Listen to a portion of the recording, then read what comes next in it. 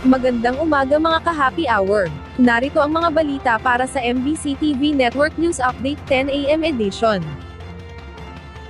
President Marcos Jr., binigyang diin sa OFWs ang hindi tumigil na pagsisikap ng kanyang administrasyon para iangat ang maliliit na negosyo sa bansa.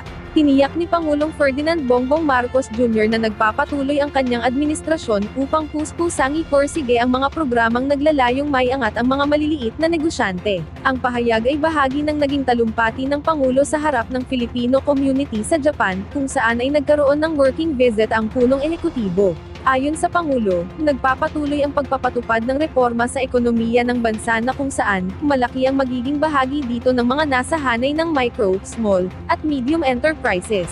Sinabi ng Pangulo, na sa pamamagitan ng Department of Trade and Industry ay maaaring makatulong ito sa problema ng maliliit na negosyo, gaya halimbawa ng mga nasa sari-sari store business. Inihalimbawa pa mismo ni Pangulong Marcos si DTI Secretary Maria Cristina Roque, na isang testamento ng pagtatagumpay na nagsimula lamang sa maliit na negosyante, hanggang sa lumaki ito at nagtagumpay.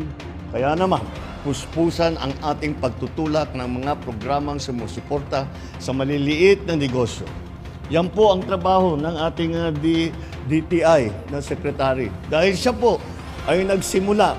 Alam niyo po ba yung damit na kamiseta sa Pilipinas? Siya po yun. Samantala, VP Sara Duterte, nilinaw na walang sama ng loob kay PBBM. Nilinaw ni Vice President Sara Duterte na wala itong sama ng loob kay Pangulong Ferdinand Marcos Jr. Sinabi nito, nakita lamang niya na nagkakaroon ng problema ang Pangulo sa kanyang pagtatrabaho. Ilan sa mga itinuro nito ay ang paglabag sa batas kung saan hinayaan niyang litisin ng ibang bansa si dating Pangulong Rodrigo Duterte. Giit nito, na hindi man lamang tinupad ni Marcos ang mga naging pangako niya noong kampanya. At yan ang mga balita para sa MBC TV Network News Update 10 AM edition. Abangan ang mga susunod na balitaan mamaya para sa 11 AM edition.